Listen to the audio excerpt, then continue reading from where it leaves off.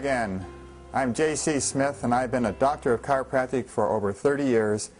In addition to practicing in Warner Robins, I've also authored 5 books, written over 200 articles, and letters to the editors that some of you might have read. As well, I've had the honor to lecture from Britain to Oregon to Jekyll Island when I spoke before former Governor Barnes's Advisory Commission on Workman's Comp about the new research trend in back treatments. I've studied the evolving research and politics concerning spine treatments, so let me describe to you some of the underlying reasons for this $100 billion epidemic of back pain we have in America. I realize I'm speaking to members of the medical profession as well as to the public, so I'll choose my words carefully to be accurate. Since 1990, when researchers began investigating the back pain epidemic, they came to a few conclusions that I'd like to share with you today because all is not well in the back pain treatment business. Indeed, buyer beware is the title of this show, and for good reasons. President Obama has said he will make reforming the U.S. healthcare system his top fiscal priority this year, contending that reining in skyrocketing medical costs is critical to saving the nation from bankruptcy. I dare say the high cost of treating back pain is one area to look at. Considering the back pain business is huge, this threefold increase is not only alarming, it's an indictment of the medical methods that have proven so ineffective. The study's principal investigator, Dr. Tim Carey, MD, admitted, since the costs of back pain are rising along with the number of cases, current treatments overall do not seem to be very effective. Another recent 2-year study by Consumers Medical Resource revealed Fortune 500 corporations spend over $500 million a year on avoidable back surgeries for their workers and lose as much as $1.5 billion in indirect costs associated with these procedures in the form of missed work and lost productivity. This study, Back Surgery, a Costly Fortune 500 Burden, found 1 in 3 workers recommended for back surgery by their doctor said they avoided an unnecessary procedure after being given treatment options. Some studies comparing surgical and non-surgical treatment outcomes have shown little difference between the two approaches. Quote, our research concludes Fortune 500 companies are wasting $500 million each year for more than 13,000 unnecessary back surgeries performed on their employees in the U.S. each year, said David Hines, president and founder of CMR. According to this study, as many as 100 million working days are lost each year due to back pain. The average cost of back surgery in the United States is $36,000 to $38,000, and the reoperation rate is nearly 20%. And don't assume back surgeries are typically successful. According to a study done by Dr. E. Berger, 1,000 workers' compensation patients who had undergone lumbar spinal surgery were divided in 2 groups. One group consisted of 600 patients with single operations, and the second group consisted of 400 with multiple operations. The results were stunning, to say the least. 71% of the single operation group had not returned to work more than 4 years after the operation, and 95% of the multiple operations had not returned to work. In none of these cases was there a neurological deficit that precluded gainful employment. In other words, the failure to return to work was blamed on chronic post-operative pain. In addition, those patients who refused surgery and opted for alternative and less invasive procedures like chiropractic care to treat their back pain reported health care and their more personally satisfying outcomes. This mirrors the Gallup poll in 1991 that showed chiropractic patients have always been satisfied with their local chiropractors. In fact, Gallup recognized that chiropractic care is more patient-friendly than medical care, with 3 times the patient satisfaction rates. And 90% of chiropractic patients felt their treatment was effective and met or exceeded their expectations. While most people with back problems may think modern medical science is on the cutting edge of this problem, the facts contradict this belief. In fact, the back pain treatment business is riddled with outdated ideas by a biased medical profession, all leading to high cost and ineffective results. Choosing treatment options for chronic or acute low back pain can be a daunting task and analogous to shopping in a foreign supermarket without understanding the product labels, according to Dr. Scott Haldeman. And treatment options include over 200 different medications, therapies, injections, or surgical procedures. Indeed, buyer beware is a fair warning to all in terms of treatments and in terms of qualified doctors. The call for reform is growing louder and louder to expose the ineffectiveness in back pain management, but the medical establishment isn't listening to its own experts. For example, Dr. Gordon Waddell, orthopedist and author of the book The Back Pain Revolution, confessed that, quote, "Low back pain has been a 20th century healthcare disaster. Medical care certainly has not solved the everyday symptom of low back pain and even may be reinforcing and exacerbating the problem." As a chiropractor in the back pain profession for nearly 30 years now, I agree that most treatments are not effective because most of them are the same old drugs, shots, and surgery that repeatedly have been shown to be expensive, short-term at best, and unnecessary in most cases. This medical ineffective treatment has become a case of throwing good money in after bad. It's time for a change in treatments, but this won't happen until there's a change in attitude. However loud the call for reform, change comes slowly to the medical profession. As I tease my medical colleagues, if the electronics industry were as slow to change as medicine, we'd still be in the vacuum tube era. According to the National Academy of Science, in the current healthcare system, scientific knowledge about best care is not applied systematically or expeditiously to clinical practice. An average of about 17 years is required for new knowledge to be incorporated into practice, and even then, application is highly uneven. This is definitely a case of buyer beware. Don't think for one moment when you ask a medical doctor about your back problem that you're always getting the best advice based on recent research or scientific guidelines. For the most part, you'll probably be hearing outdated advice from a primary care physician who during his or her medical career has had little actual training in this area of musculoskeletal disorders like back pain.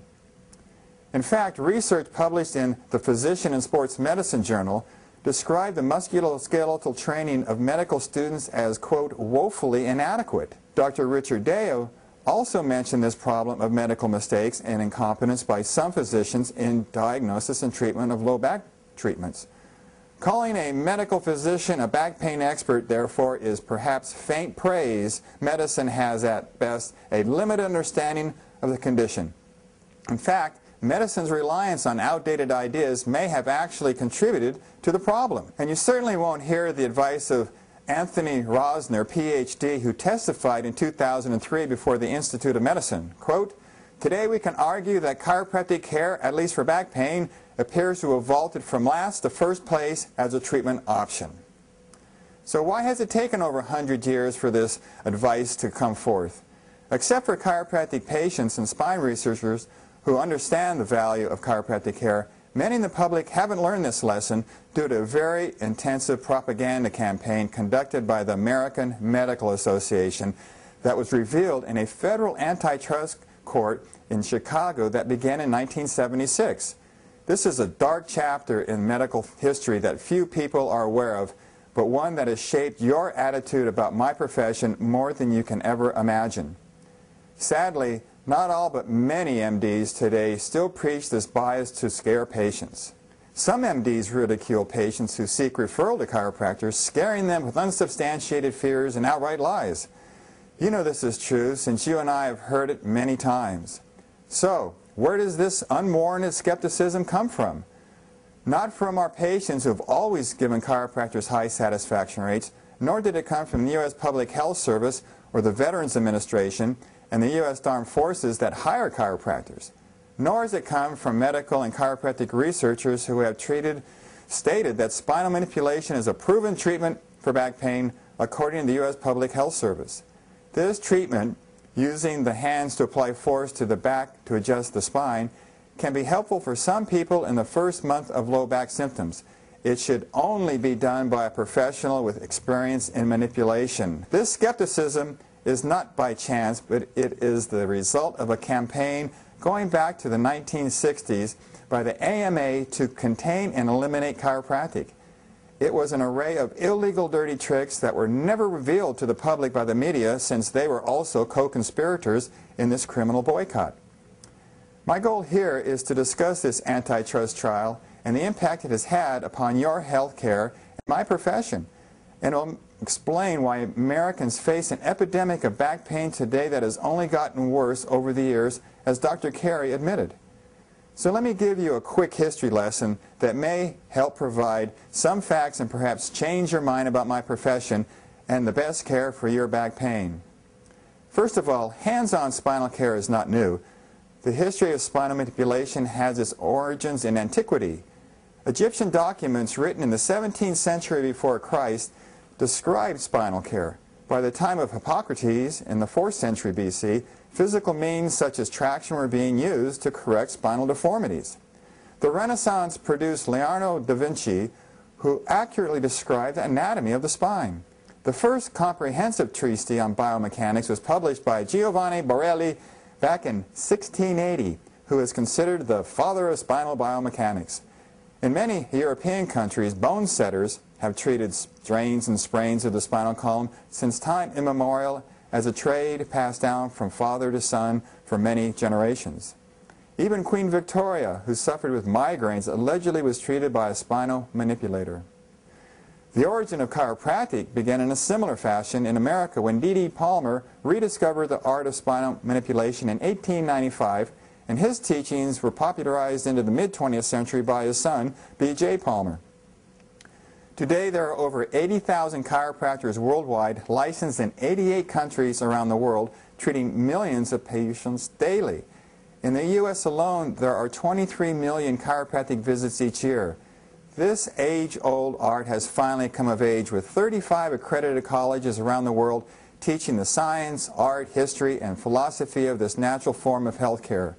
Right here in Georgia, we have one of the largest chiropractic colleges in the world. As you can see, the art of spinal manipulation has been around for a long time as a valued healing art. In fact, it's older than most medical treatments, and modern chiropractic care is neither a dangerous nor as an unscientific as the AMA portrayed it to be in the past. Despite the AMA's opposition, spinal manipulation, as performed by chiropractors, has emerged as one of the safest and most effective treatment methods for back pain. Nevertheless, the AMA turned its political and propaganda guns against this healing art and chiropractors for reasons that maintained the medical monopoly through illegal dirty tricks that made the Watergate burglars look like a bunch of amateurs. The history books will never mention that chiropractors were jailed over 15,000 times in the first half of the 20th century for allegedly practicing medicine without a license, although chiropractors never used drugs and surgery, as everyone knows. Ironically, the real crime was getting people well without drugs or surgery. Chiropractors were finally protected legally from vindictive medical societies after passage of state laws to create a separate scope of practice for chiropractic, which occurred here in Georgia in 1924, with the last state being Louisiana in 1974, but not before serious damage was done to the chiropractic profession. The following chapter of medical history is a black eye that has never been adequately told to the public by the news media, and I doubt historians will teach this to medical students at Mercer Medical School. This case was not simply an antitrust case where one competitor tried to corner the market. It was a blitzkrieg of cultural, economic, and political might by the AMA to destroy the chiropractic profession completely. This federal trial not only found the AMA guilty, but most shocking were the tactics, language, and attitude of the AMA as noted in the trial's evidence, which appeared eerily reminiscent to German Nazis in World War II. In this case, the trial focused on the AMA's final solution to the chiropractic problem. For example, just listen to the very words of the AMA's committee established by its Board of Trustees for the sole person, quote, to study the chiropractic problem and whose prime mission was to first, the containment of chiropractic and ultimately the elimination of chiropractic, unquote. Simply substitute the word Jewish for chiropractic and you can understand the mindset of these medical men led by Morris Fishbein, MD, who was the executive secretary of the AMA and editor of the Journal of the AMA for 25 years. He was also called the medical Mussolini by many of his opponents. Fishbein called chiropractors, quote, rabid dogs and killers, unquote, but gave no proof that chiropractors were dangerous. He portrayed chiropractors as members of an unscientific cult, caring nothing but taking their patients' money. when, in fact, emerging research of case studies proved that chiropractic care was effective, and chiropractors were certainly the cheapest of all spinal doctors. Nothing Fishbein said was true, but the media and the public had no idea he was lying. After all, he was the voice of the AMA for 25 years. Once state laws were passed to protect chiropractors from frivolous lawsuits, the court records revealed that the AMA broadened its war against chiropractic in other ways, such as distributing propaganda to the nation's teachers and guidance counselors to discourage students from seeking a career in chiropractic, punishing community colleges that offered pre-chiropractic programs, revoking the license of any MD who referred or accepted referrals from chiropractors, encouraging hospital staffs to bar chiropractors, and discouraging radiologists from accepting requests from chiropractors to x-ray their patients. Indeed, the AMA did everything it could to blackball chiropractors by throwing them in jail, destroying their public image with lies, boycotting their presence in hospitals, colleges, and in the mainstream healthcare delivery system, and using the media to disseminate its propaganda. It was the AMA's final solution to the chiropractic holocaust. An example of the AMA's propaganda campaign against chiropractors included syndicated newspaper columnist Ann Landers, who ridiculed chiropractors in exchange for favors from the AMA, including a paid vacation to China. In a court deposition, Landers admitted she had been paid by the AMA to write articles condemning chiropractic as an unscientific cult. When confronted by intelligent rebuttals to her columns from readers and chiropractors who refuted her misinformation, she recruited the help of the AMA to write responses under her byline. This discrimination was obvious and had to come to an end, so in October of 1976, 4 chiropractors, led by Chicago attorney George McAndrews, filed an antitrust suit against the AMA in the Northern District Court of Illinois, now known as the Wilk trial. This was the showdown that beleaguered chiropractors had long awaited with the medical supremacists. In order to defend its anti-competitive policy, the AMA's defense focused on the issue of patient safety, to which Judge Susan Getzendanner later opined that many of the medical witnesses actually testified in behalf of the chiropractic plaintiffs. Dr. Per Freytag, a medical physician who associates with chiropractors, has observed that patients in one hospital who receive chiropractic treatment are released sooner than patients in another hospital which does not allow chiropractors. Dr. John Monell, an orthopedist and medical professor, enlightened the court of the value of spinal manipulation in his testimony at the Wilk trial. Quote, "In the spine there are about 137 synovial joints. If you don't manipulate to relieve the symptoms from this condition of joint dysfunction, then you are depriving the patient of the one thing that is likely to relieve them of their suffering. Since the spine has 137 joints, if these joints slip, twist, buckle, or are wrenched out of alignment, until proper joint alignment is restored, pain control is impossible, as Dr. Monell testified. This is the main reason why spinal manipulation has proven so effective for neck and back pain." Dr. Monell also testified that the average classroom hours spent on the musculoskeletal system by the average physician is 0 to 4 hours. In comparison, the average chiropractic education is over 2,000 hours in the study of the musculoskeletal system. Well, after 11 years of legal wrangling, on September 25, 1987, Judge Getzendanner issued her opinion that the AMA had violated Section 1 of the Sherman Act 13. Also convicted with the AMA were the American College of Surgeons and the American College of Radiologists. Judge Getzendanner ruled that the AMA and its officials were guilty, as charged, of attempting to eliminate the chiropractic profession with a lengthy, systematic, successful, and unlawful boycott designed to eliminate the chiropractic profession as a competitor in the United States healthcare system. Judge Getzendanner also noted that the activities of the AMA undoubtedly have injured the reputation of chiropractors generally. In my judgment, this injury continues to the present time and likely continues to adversely affect the plaintiffs.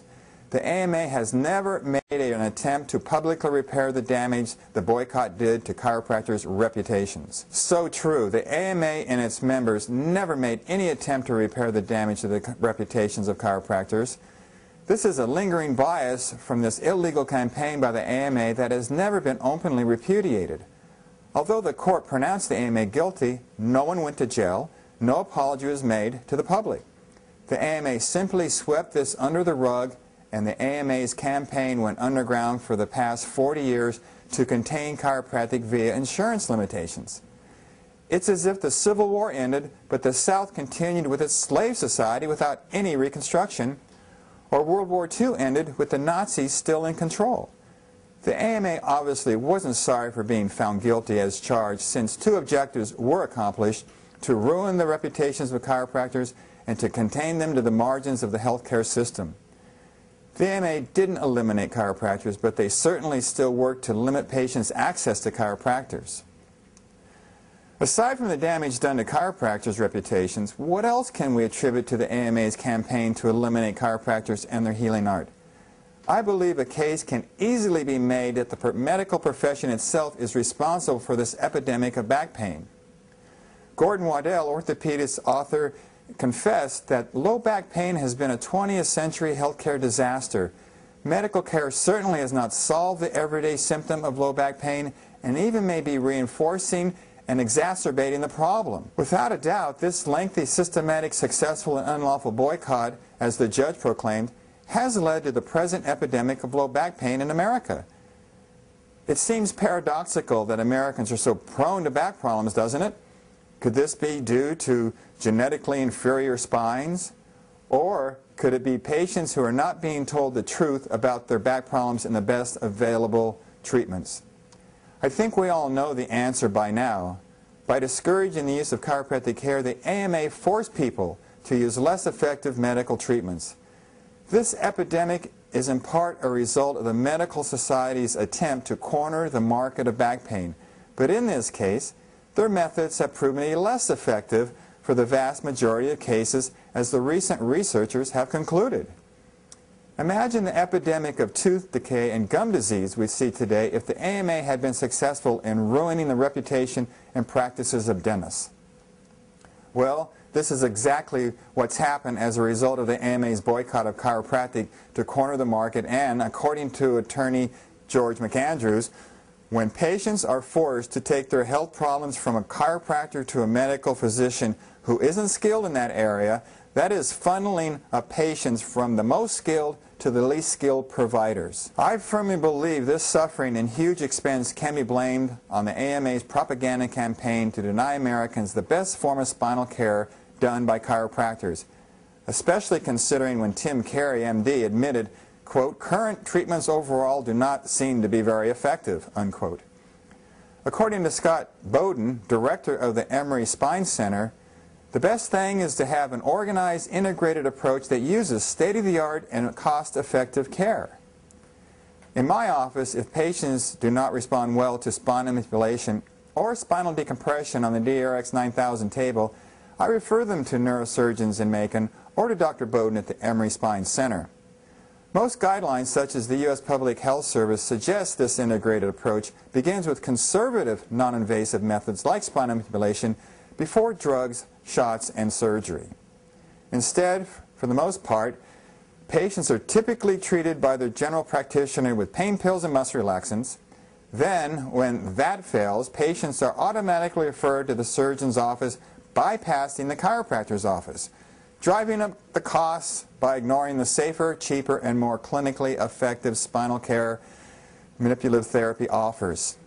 Dr. Paul Goodley, MD, an orthopedist who popularized manipulative therapy in his book, Release from Pain, also found the medical bias to this healing art has led to this back pain epidemic. Dr. Goodley mentioned, quote, "The conflict remains so near unimaginable that future historians may well describe the past century as a time of unnecessarily perpetuated pain. Just imagine the thousands, if not millions of Americans who have been drugged with narcotics, injected with steroids, and had unnecessary spine surgery, all due to this irrational bias toward chiropractors. This also explains why 80,000 cases of failed back surgery occur each year in our nation.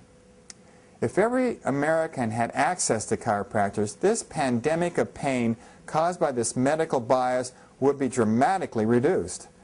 Slowly, the truth about the effectiveness of spinal manipulation is emerging. One study, treating back pain less costly with chiropractic care, was published in the October 2004 issue of the Archives of Internal Medicine. This compared 4 years of back pain claims from two groups. 700,000 health plan members with chiropractic coverage were compared to 1 million members with doctor-only health plans without chiropractic care. And they found that chiropractic care cuts the costs of treating back pain by 28%. Chiropractic care reduced hospitalizations among back pain patients by 41%. Chiropractic care reduced back surgeries by 32%. Chiropractic care reduced the cost of medical imaging, such as x-rays or MRIs, by 37%. This study shows when patients have direct and unencumbered access to chiropractors, the costs are dramatically lowered. While the AMA's propagandists are trying to convince the public that chiropractors are ineffective, in reality, as you can see, nothing could be further from the truth. Unfortunately, the AMA isn't interested in healthcare reform, reducing costs, nor is it interested in transferring these cases to chiropractors.